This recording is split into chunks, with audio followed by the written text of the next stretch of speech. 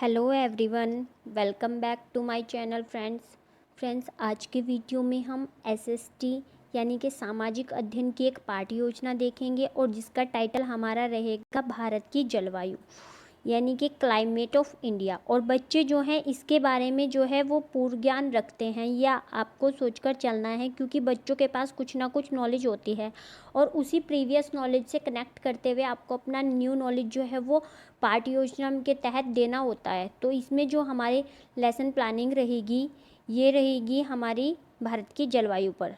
तो सबसे पहले हम इस चीज़ को देख लेते हैं कि इसमें जो है आपको अपनी एक नोटबुक ले लेनी है जिसको आपने ऐसे 6 पार्ट्स में डिवाइड कर लेना है, या फिर कुछ कॉलेज में जो है इस तरह का फॉर्मेट बना बनाया भी मिल जाता है, तो वो आप अपनी सुविधा के अनुसार देख लेंगे। देन आपने सबसे पहले बच्चों से जो है इंट्रोडक्टरी क्वेश्चन पूछने होते हैं, जिसमें कि आपको कंटेंट में जो है वो पूर्व ज्ञान पर आधारित प्रश्न लिखना होता है और ऑब्जेक्टिव्स में जो है लिखना होता है नॉलेज की। बच्चे जो है वो पूर्व ज्ञान का प्रत्यास्मरण कर सकेंगे, यानी कि उनका जो प्रीवियस नॉलेज है उसको रिकॉल कर सकेंगे। और टीचर जो है वो इंट्रोडक्टरी क्वेश्चंस जो है बच्चों से पूछेगा और बच्चे जो हैं वो इंट्रोडक्टरी क्वेश्चंस के आंसर करेंगे। तो इसमें सबसे पहला क्वेश्चन आपने इसमें 3 से 5 क्वेश्चंस पूछने होते हैं और लास्ट वाला क्वेश्चन जो है आपका प्रॉब्लमेटिक यानी कि समस्यात्मक प्रश्न रहता है। तो सबसे पहला प्रश्न जो हम पूछेंगे वो ये कि हम किस ग्रह पर रहते हैं। बच्चे आंसर कर देंगे कि हम पृथ्वी ग्रह पर रहते हैं।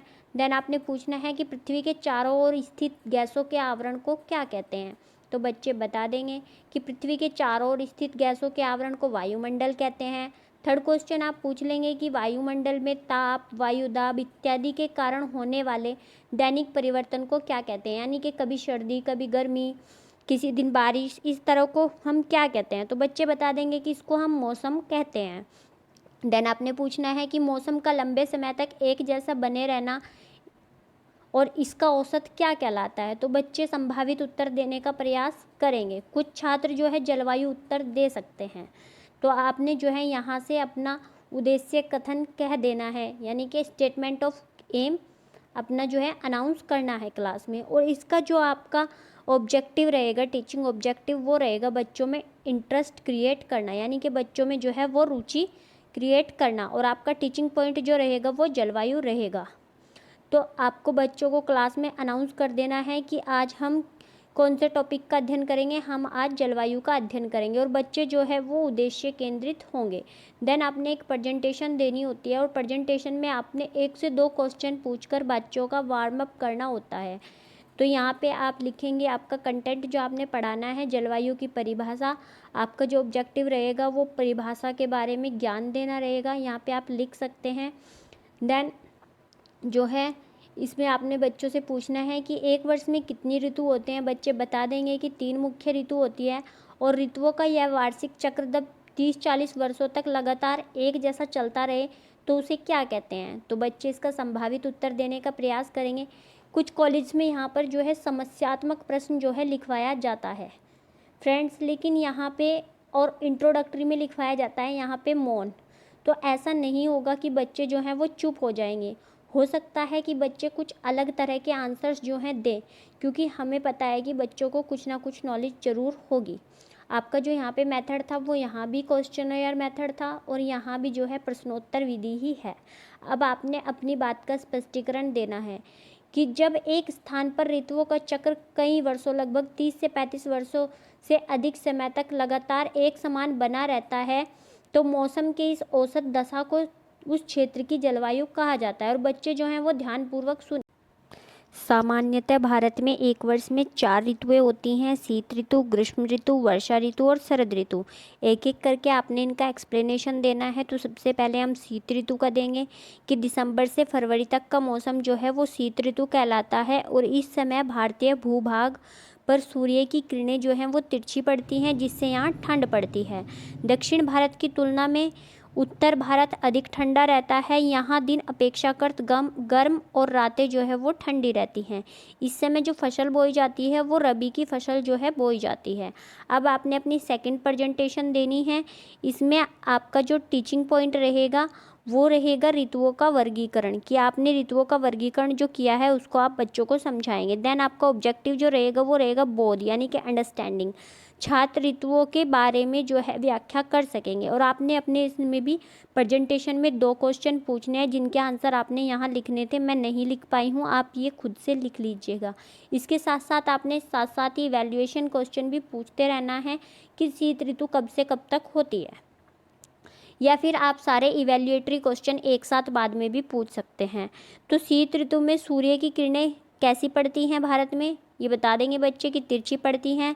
ग्रीष्म ऋतु में सूर्य की किरणें कैसे पड़ती हैं, तो ये जो है बच्चे बताने का प्रयास करेंगे। या फिर आप ऐसे भी पूछ सकते हैं कि ग्रीष्म ऋतु किसे कहते हैं, तो यहाँ भी बच्चे जो है वो संभावित उत्तर देने का प्रयास करेंगे। अब आपको स्पष्टीकरण दे देना है, तो स्पष्टीकरण में आप लिखेंगे कि ग्रीष्म ऋतु में सूर्य की किरणें भारतीय भूभाग पर सीधी पड़ती हैं, जिससे यहाँ गर्मी पड़ती है। मार्च से मई जून तक का जो समय है वो ग्रीष्मकालीन ऋतु कहलाता है। और बच्चे जो हैं इसको ध्यान से सुनेंगे। और ये जो मेथड रहेगा ये रहेगा हमारा एक्सप्लेनेशन मेथड। तो इस समय जो है उत्तर भारत के मैदान में जो है दिन के समय में गर्म हवाएं चलती हैं जिन्हें हम लू कहते हैं। इस ऋतु में किसान जो है वो जायद की फसलों की बुआई करते हैं। जायद की फसलें मतलब जैसे गेहूँ, सरसों, इस तरह की फसलें। फिर आपने एक इवैल्यूएटरी क्वेश्चन पूछ लेना है कि ग्रीष्म ऋतु कब से कब तक है। देन आपने अपना अगला प्रेजेंटेशन देना है। देखिए फ्रेंड्स, एक लेसन प्लान में 2 से 3 प्रेजेंटेशन आपको देने होते हैं। आप 2 भी दे सकते हैं, 3 भी दे सकते हैं, क्योंकि आपका लेक्चर जो है वो कम से कम 30 से 35 मिनट का रहता है। तो आपको छोटे छोटे पार्ट्स में बांटकर बच्चों को बीच बीच में इन्वॉल्व करते हुए आपके इवैल्यूएटरी या फिर प्रेजेंटेशन के क्वेश्चंस को पूछते हुए जो है अपना लेसन प्लान बच्चों के साथ डिस्कस करना होता है। अब हमारा नेक्स्ट जो टीचिंग पॉइंट रहेगा वो रहेगा वर्षा ऋतु। इसमें आपने क्वेश्चन पूछ लेना है कि लू किसे कहते हैं, बच्चे इसका आंसर कर देंगे। देन आपने पूछ लेना है कि लू किस ऋतु में चलती है, तो बच्चे ये भी बता देंगे। फिर आप पूछ लेंगे कि ग्रीष्म के बाद भारत में कौन सी ऋतु आती है, तो ये आपने बच्चों को बताया हुआ है। कुछ बच्चे शायद इसका उत्तर दे दे और कुछ ना भी दे पाएँ, तो आपको फिर आपका प्रेजेंटेशन देना है और इसको बच्चे जो है वो ध्यान से सुनेंगे। और जो ये मेथड रहेगा वो रहेगा आपका एक्सप्लेनेशन मेथड। तो इसमें आपने लिखना है कि ग्रीष्म ऋतु के बाद जून से सितंबर तक का समय वर्षा ऋतु कहलाता है। यह दक्षिण पश्चिमी मानसून का मौसम होता है। इसके अलावा फरवरी मार्च का समय जो है वो बसंत ऋतु कहलाता है। बसंत ऋतु में वर्षों के पुराने पत्ते गिरते और नए पत्ते आते हैं। फिर आपने एक इवैल्यूएटरी क्वेश्चन फिर से पूछ लेना है बच्चों से। अगर आप साथ साथ इवैल्यूएशन कर रहे हैं, देन आपने जो है यहाँ पे श्यामपट्ट कार्य के बारे में लिखना है। और यहाँ पर आपको एक ब्लैक जो चार्ट पेपर होता है उसका एक ऐसा छोटा मिनिएचर पेस्ट करके ब्लैक बोर्ड पे ऋतुओं के बारे में लिख देना है। यहाँ पे लिख देंगे कि आप भारत में कितनी ऋतुएं होते हैं, ताकि आपको पता चल जाए आपके लेसन प्लान में कि आपने जो है वो ब्लैक बोर्ड स्किल का भी यूज किया है। और इसके बारे में जो ब्लैक बोर्ड स्किल का जो यूज होता है ये होता है आपका दक्षता, यानी कि बच्चे जो है वो लेखन कौशल में जो है स्किल जो है गेन कर सकेंगे। आपको पता होगा कि लैंग्वेज की 4 स्किल होती है और उनमें से एक स्किल जो है वो हमारी राइटिंग होती है। तो यहाँ पे राइटिंग स्किल पे जो हमारा ऑब्जेक्टिव है वो राइटिंग स्किल पे फोकस करना है। अब आपको करना है बच्चों का इवैल्यूएशन लास्ट में, और इसका जो उद्देश्य रहता है वो रहता है बच्चों को नॉलेज कर देना, कि बच्चों ने जो ज्ञान एक्वायर किया है उसका बच्चे जो है पुनः स्मरण कर सकेंगे। यहाँ पे आपको इवैल्यूएशन लिखना है। यहाँ पे आप ऐसे लिख सकते हैं कि छात्रा अध्यापिका छात्रों के अर्जित ज्ञान का मूल्यांकन करेगी। देन आपने यहाँ पे लिखना है कि छात्र जो है वो अर्जित ज्ञान के आधार पर मूल्यांकन प्रश्नों का उत्तर देंगे।